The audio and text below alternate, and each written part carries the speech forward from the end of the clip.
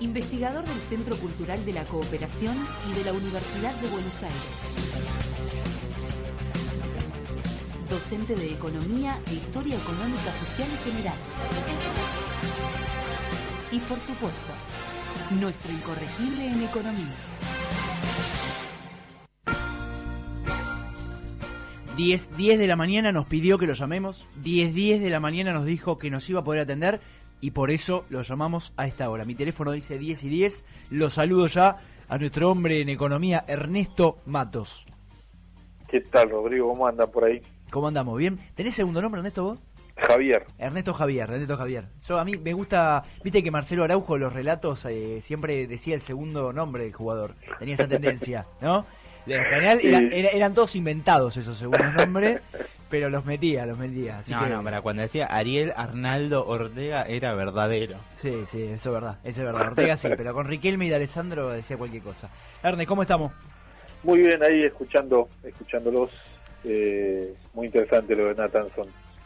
Sí, bueno, para debatir, ¿no? Ya nos podrás dar tu posición, tu opinión. No se habla, me parece, en la columna mucho. Sí se habla esta idea del tema del sacrificio, ¿no? O sea, de sacrificar, o la idea de recuperar la idea de la luz al final del túnel, ¿no? Esperemos que el brote verde va a llegar, ¿no? Sí, yo cuando leí la nota también es como que me sentí que Nathanson la hizo muy rápido, se la pidieron, me parece, ¿no? Teniendo en cuenta que podía haber escrito algo mucho más sustancial. Yo no entendí qué quiere decir socialmente no inclusiva, pero sí compasiva. La derecha es exclusiva, claro. Digamos, es excluyente, quiero decir. Y la verdad que la construcción de una nueva hegemonía, y yo creo que Nathanson ha leído Gramsci, y lo que ha emergido con el gobierno de Cambiemos es la hegemonía que ya venía constituida desde la etapa agroexportadora con Roca, Avellaneda, Sarmiento, Mitre, digamos, ¿no? Sí. Que es Somos el Campo, o lo que nosotros conocemos popularmente con una cosecha nos salvamos todos. Sí. Entonces no hay una nueva construcción de hegemonía acá, sino que hay una consolidación de un modelo económico que se expresa en la política y que la gente a veces, al no vieron esta separación entre economía y política, que a veces es la que más cuesta juntar, es justamente en esa grieta, si se quiere, es donde Cambiemos separó la política y la economía y obviamente logró esta victoria, porque encima arranca mal la nota, por eso digo que es una cuestión de tiempo. Le quebramos la pampa húmeda, perdió en la provincia de Buenos Aires, por los datos que van a dar, perdió en Santa Fe, cuando esto, y para recordar el Congreso de Economía Política, el cuarto, sí, que en el tercero, no discutiendo, pero que Javier Rodríguez, su secretario de Agricultura, me marcaba que era un error, que los votos que yo mostraba, que donde habíamos perdido era en la pampa húmeda, que era donde tendríamos que empezar a discutir no solamente la economía, sino lo político, y ver cómo hacemos para llegar ahí, porque ahí es nuestro núcleo duro de debate. Entonces me lo marcaba como que esa lectura era un error, pero hoy, en la actualidad, cuando pasó la presidencial, perdimos ahí y hoy la recuperamos de alguna manera, con Rossi a la cabeza y con Cristina en la provincia de Buenos Aires, y teniendo en cuenta lo que ustedes decían, ganaron en 10 jurisdicciones. La mayoría del país es entre el PJ y el FPV, que antes el PJ estaba dentro del FPV. O sea que a las claras el peronismo sigue manteniendo una mayoría a nivel nacional. Está haciendo una columna medio atípica, pero me sugieren cosas, y vos tenés algo que queremos escuchar sobre el tema de la industria porcina, pero te pregunto dos cosas, porque salieron en el programa y me interesa tu opinión. Una es sobre el tema del voto del interior de la provincia de Buenos Aires, pero vinculado no a términos políticos, sino económicos, el tema del campo en el interior de la provincia. Y la otra es esto que decía Musi más temprano, de que a una parte de la clase media el ajuste no le llegó. Quiero saber económicamente sobre esas dos afirmaciones, o esos dos temas, ¿qué opinás? La segunda estoy un poco de acuerdo con lo que dice Musi. La primera, obviamente, la muestra de la victoria de Rossi es a las claras la desarticulación de la industria manufacturera santafesina y las políticas que están afectando a los pequeños y medianos productores de la provincia de Santa Fe y en la provincia de Buenos Aires también.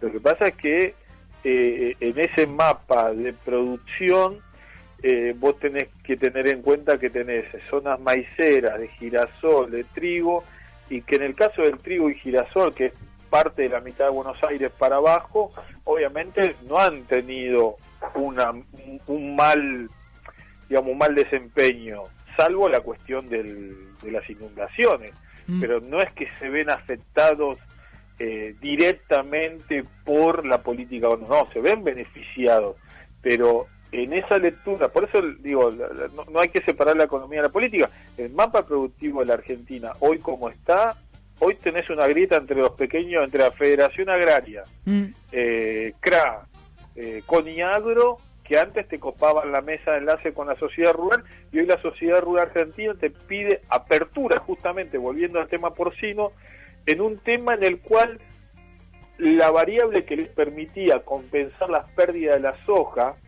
era el sector porcino, a muchos productores, porque el maíz lo tenían barato, porque era una forma de producción a la cual era un complemento a todas sus otras producciones. Entonces con eso compensaban las pérdidas de la soja, tenían el efectivo del trigo, porque el trigo en el campo se usa como billetera, digamos, es la moneda corriente. Entonces ahí la sociedad rural te dice, no, vamos a una apertura y libre comercio, y Brujaile te dice lo mismo, para alinearse con Estados Unidos, con Pence, que viene de Indiana, que es una zona de producción agrícola de soja y maíz, y Pence representa a los intereses del sector porcino de Estados Unidos. Es un granjero, a ver, sí. Es como si alguien fuera de la sociedad rural vicepresidente de la nación. Sí.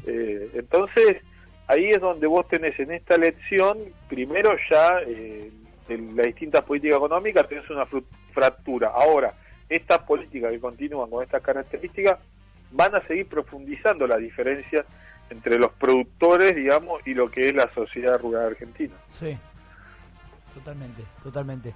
El tema, bueno, profundicemos un poco en esto que habíamos desarrollado sobre el tema de la situación me habías comentado, el tema de la industria porcina. Sí, a ver, en el caso de Argentina no mueve mucho el amperímetro en términos de exportación.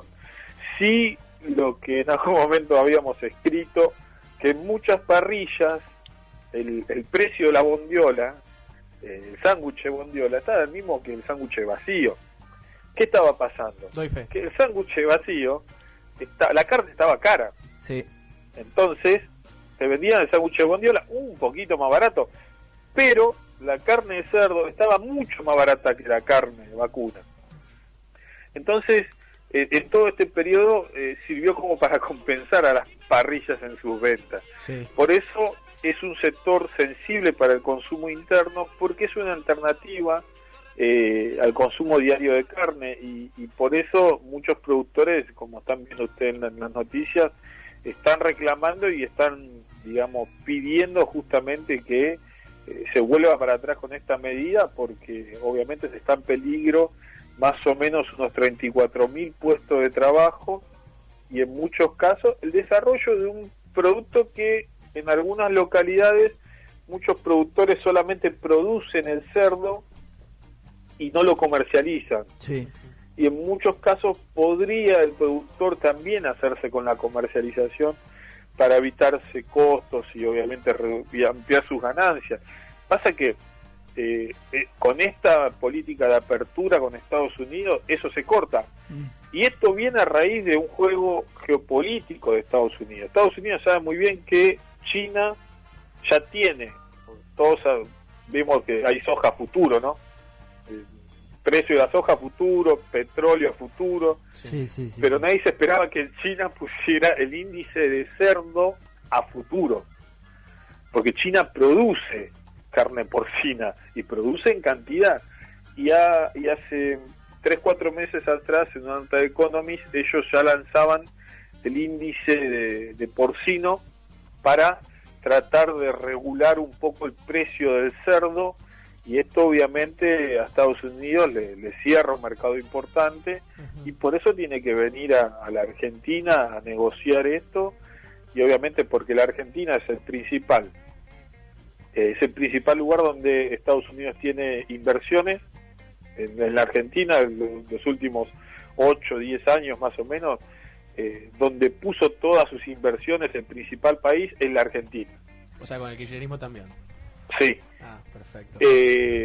Y el sector privado argentino es el que tiene el principal acreedor de entre todos los países del mundo, es Estados Unidos y Holanda. Holanda, no nos olvidemos, socio mayoritario de Shell. Entonces acá lo que tenemos es que Estados Unidos está viniendo a cuidar sus intereses en la Argentina, y por eso le da la palmadita a Mauricio Macri, porque sabe que la tarea a cambio de los 3 limones, más allá de la soberanía satelital, es derrocar a Maduro.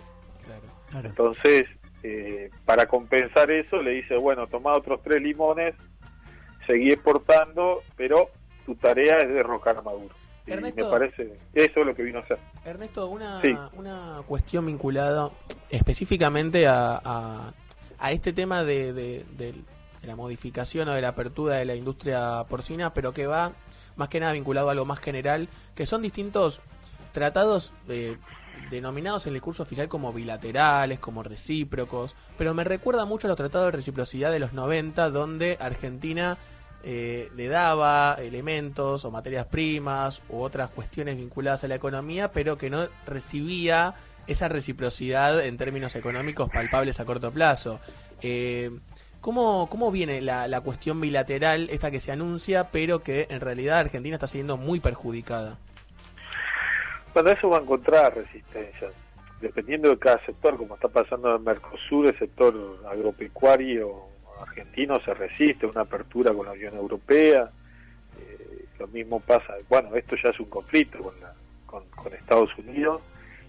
Eso en otros sectores no es un problema, porque, por esto que te decía, el sector privado argentino, claro, sí, el principal acreedor es Estados Unidos, entonces tiene intereses que tiene que cumplir ahí, y que si es no desarrollar la industria argentina, no lo hará.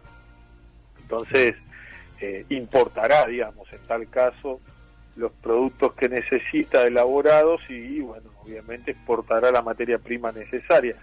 Por eso se va a poder avanzar, me parece, que en otros tratados bilaterales con Estados Unidos, con menos conflicto, y que obviamente el conflicto que va a venir es justamente este de productos agropecuarios, que por ahí con el Mercosur termina diluyéndose. Bueno, no digo que se termine ya el Mercosur, pero digo, este tipo de tratados bilaterales que hace Argentina, que hace Brasil, que hace Uruguay, termina un poco preguntando si para qué tenemos el Mercosur si es un bloque que tendría que estar negociando, digamos, como bloque continental, los intereses productivos de la región. Pareciera que, bueno, se empieza a poner en peligro hasta esa posibilidad con estos tipos de tratados bilaterales que se avanzan. Sí.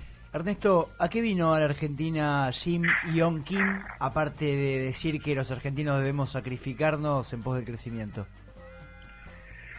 Y la verdad que es una muy buena pregunta, pero a ver, hay muchas tensiones, ¿no?, en la zona asiática que tenemos que tener en cuenta, y una que parece pasar desapercibida. Una es el conflicto entre India y China.